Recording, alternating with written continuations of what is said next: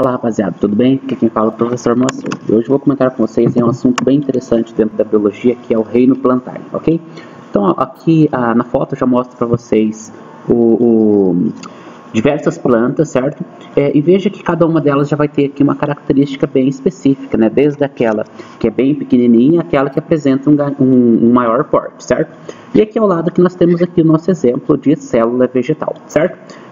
Para começar a falar aí sobre esse reino plantar, é interessante aí nós destacarmos aí algumas características que fazem parte aí deste reino, certo?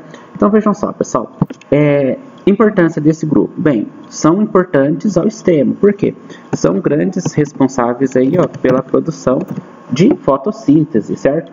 Então são organismos aí que eu posso dizer que são os grandes produtores aí, ó, do nosso oxigênio, certo? Ó, não somente as plantas, mas em grande quantidade, referente aí a toda a produção aí desse oxigênio do planeta, se deve aí principalmente aí a essas plantas, ok? Então veja só, pessoal, são então organismos que são fotossintetizantes, certo? Características que eles vão apresentar também, né? A gente pode pensar assim, bem, são importantes porque promovem a produção de oxigênio, sim, mas eles apresentam também algumas características. Por exemplo, vão apresentar aqui, ó, vacúolos, e esses vacúolos, eles são grandes, né? Apresentam aqui, ó, vacúolos grandes, certinho? Vão apresentar aí uma parede celular, né? Uma parede celular, PC, e essa parede celular ela vai ser constituída basicamente de celulose, certo? E também de cloroplastos, né? Cloroplastos não apresentam uma parede celular grande, certo? Um vacúolo grande, uma parede celular constituída de celulose e uma parede celular constituída de cloroplastos, ok? São organismos aí que são produtores do próprio alimento, então são organismos autótrofos, certo? E esses organismos aí, eles apresentam também uma característica chamada de metagênese, ou simplesmente alternância de gerações, como veremos aqui no quadro a seguir, certo? E ó, voltando aqui, pessoal, observe o seguinte, veja que a maioria delas apresenta aqui uma coloração verde, né? Então essa coloração verde refere-se à presença de um pigmento aí de nome clorofila, ok? Então, ó, veja só, pessoal, como eu havia dito aqui anteriormente, então, ó, são organismos fotossintetizantes, possuem vacúolos grandes, parede celular formada por celulose e cloroplastos, são autótrofos e apresentam alternância de gerações, certo? Então, ó, vou representar para vocês aqui o que seria essa alternância de gerações, certo? Então, acompanhe aqui comigo aqui, ó. Nós temos lá nas plantas uma fase chamada de fase gametófito, certo? Uma fase gametófitica. E nós temos aqui na mesma planta uma fase aqui, ó, chamada de esporófito, né? Então, ó, tem uma fase chamada de gametófito e uma fase aqui chamada de esporófito, certo? Esse gametófito, ele é haploide, né? Então, ó, este gametófito, né, ó, vou passar aqui uma setinha para cá. Esse gametófito, ele é haploide. Então, ó, vou passar uma reguinha aqui e vou destacar aqui o tipo celular, ó, ele é um organismo haploide, certo? E ó, esse gametófito, ele produz então por meio de mitose, certo? Ele produz quem? Ele produz aqui os gametas, né? Então, o gametófito, deixa eu só separar aqui para colocar para vocês, né? Ele produz aqui os gametas, certo? Ó, por meio do quê? Por meio da mitose, certo? Então, produz gametas aqui por meio da mitose, certo? E acontece o seguinte, ó, quando ele se encontra, ou quando esses gametas se encontram, certo? Promovem aqui a fecundação, né? Então, colocar aqui mais uma setinha, né? Ó, indicando o quê? Indicando que quando eles se encontram, certo? Nós teremos o quê? Nós teremos aqui a fecundação, certo? Então, ó, e a fecundação nesse caso aqui vai originar quem? Vai originar um zigoto, certo? E esse zigoto aqui, ó, ele origina aqui quem? O meu esporófito, certo? Aí acontece o seguinte, ó, então, ó, ao se encontrar, né, ó, se encontraram aqui, houve a fecundação, certo? E formou o zigoto. Então, os zigotos, ele vai se desenvolver, certo? Ó, se desenvolve e forma quem? forma o esporófito. E esse esporófito aqui, ó, ele é diploide, então nós vamos representar aqui por 2N, certo? Então ele é diploide, certinho? Então, ó, aqui vai formar consequentemente, ó, se os gametófitos formam os gametas, certo? O esporófito, ele vai passar aqui, ó, por meiose, ó, meiose, e por meiose ele vai formar quem? Ele vai formar aqui os esporos, então forma aqui os esporos, certo? E ó, mais uma setinha aqui para indicar o que está acontecendo, né? Uma setinha aqui, formou os esporos, certo? E nesse caso aqui, ó, cada esporo, então, ele vai se desenvolver e vai formar aqui um novo gametófito e vai reiniciar aqui o ciclo novamente, certo? Certinho? Então, vejam só, pessoal, olha só que interessante. Veja que no mesmo ciclo, ó, no mesmo ciclo, eu tenho uma fase haploide e uma fase diploide.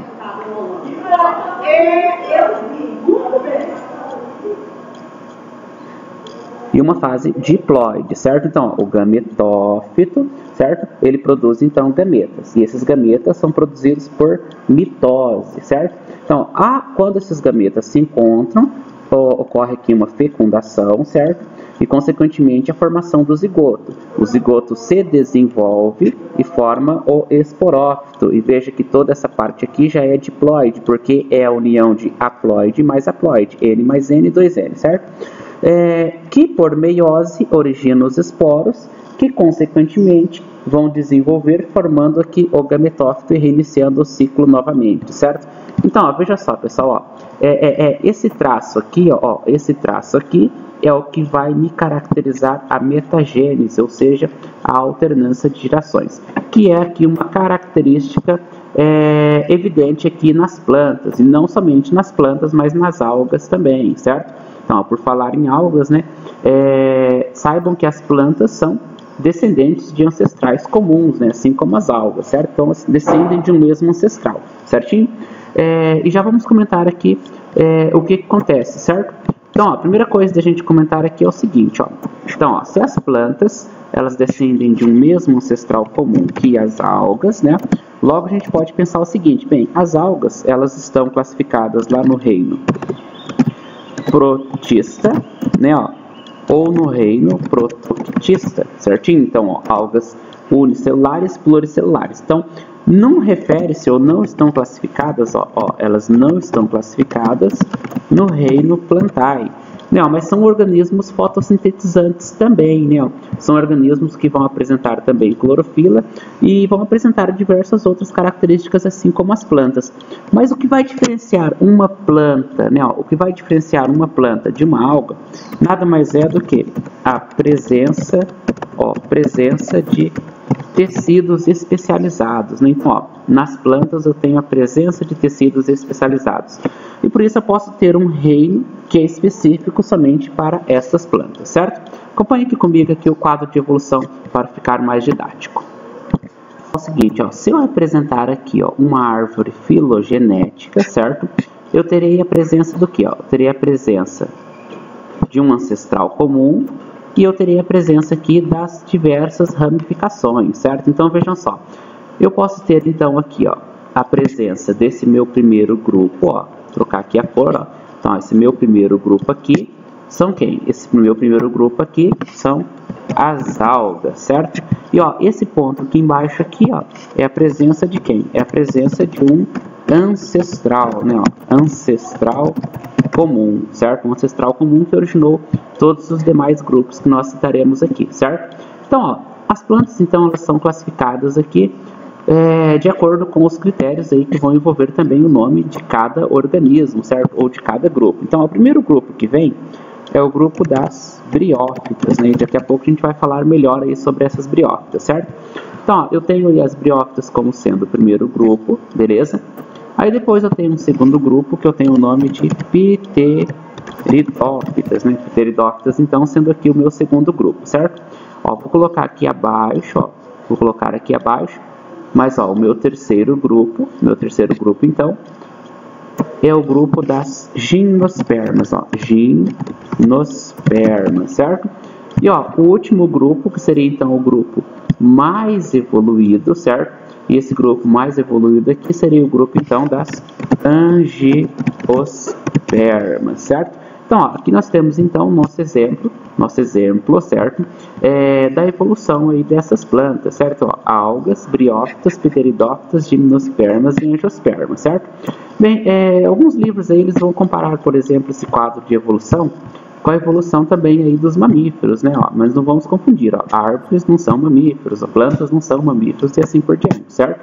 Então, ó, mas a gente pode fazer um esquema que vai colocar, por exemplo, uma comparação, né? Ó, vou até marcar aqui, ó, comparação, né, ó, com a evolução, não exatamente dos mamíferos, mas dos animais, né? Ó, evolução dos animais, né? Então a comparação com a evolução dos animais.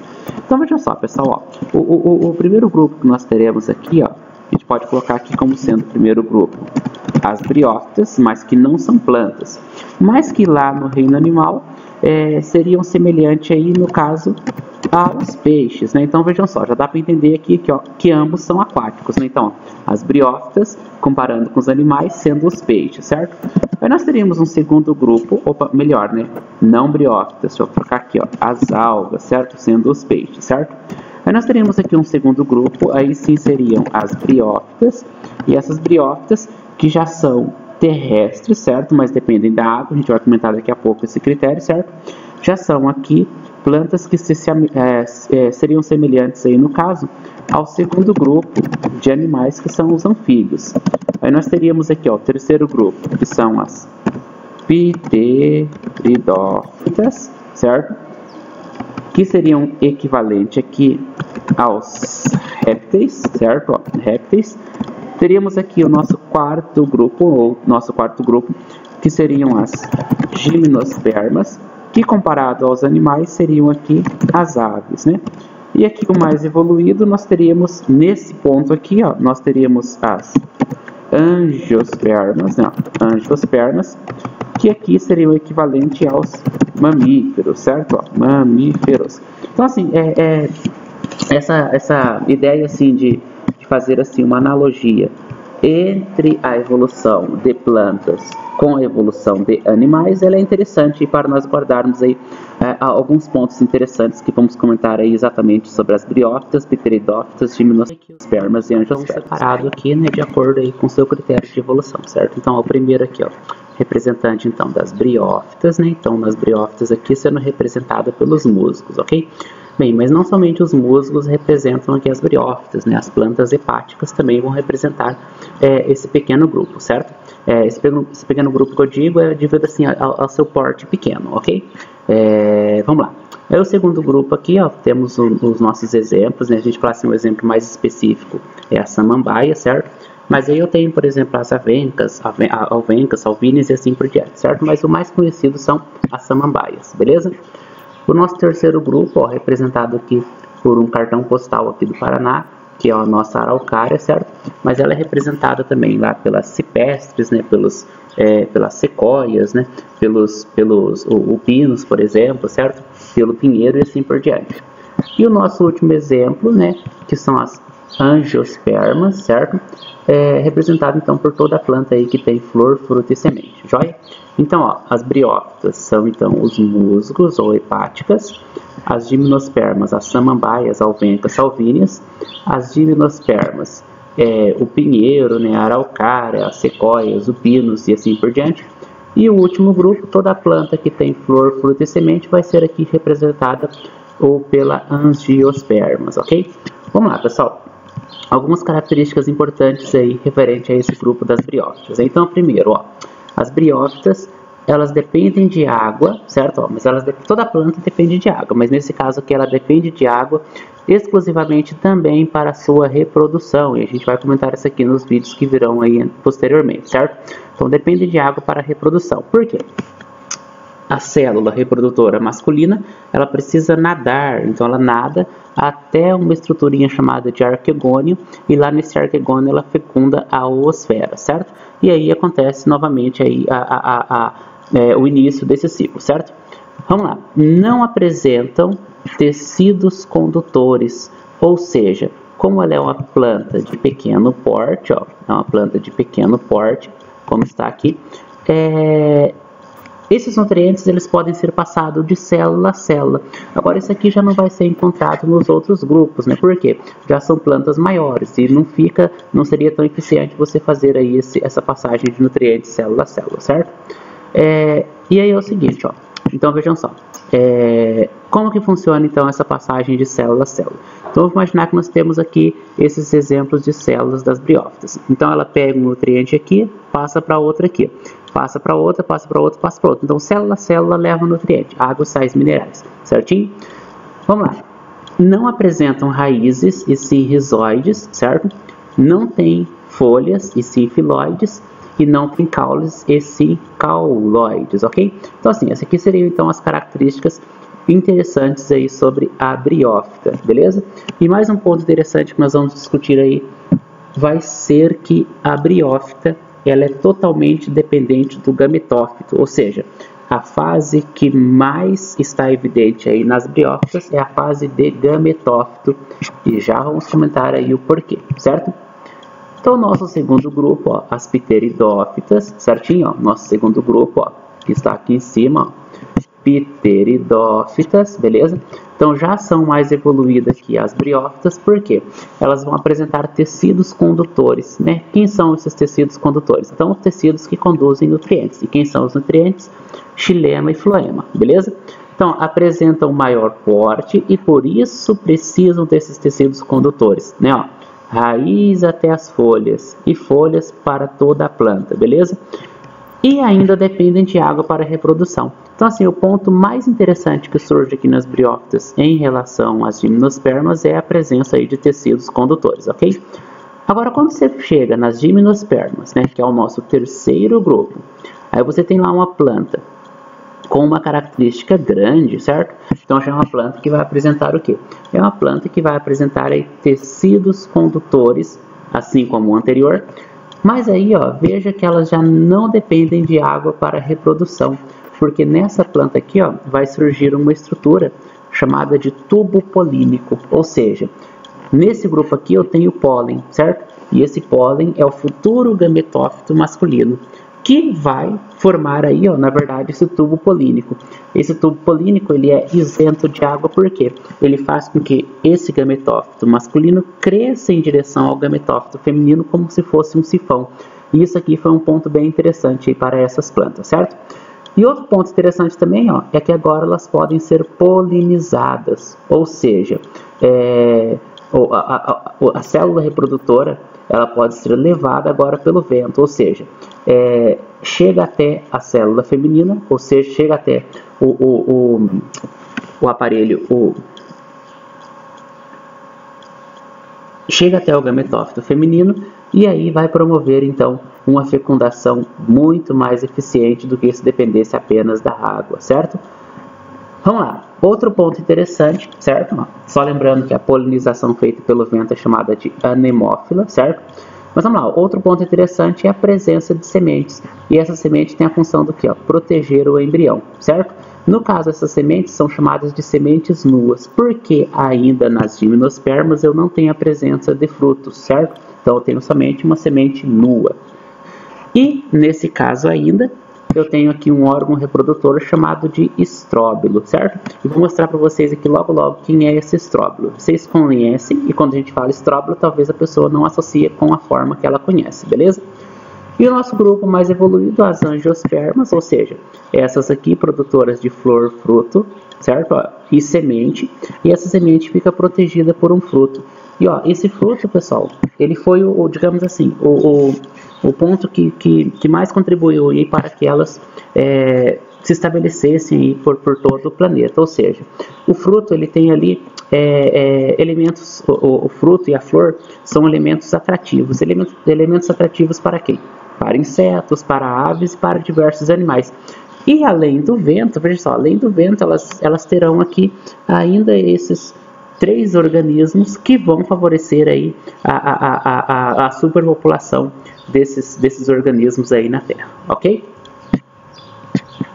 pessoal, veja só. Essas angiospermas, briófitas, pteridófitas e gimnospermas, elas podem ser classificadas ainda em traqueófitas, né?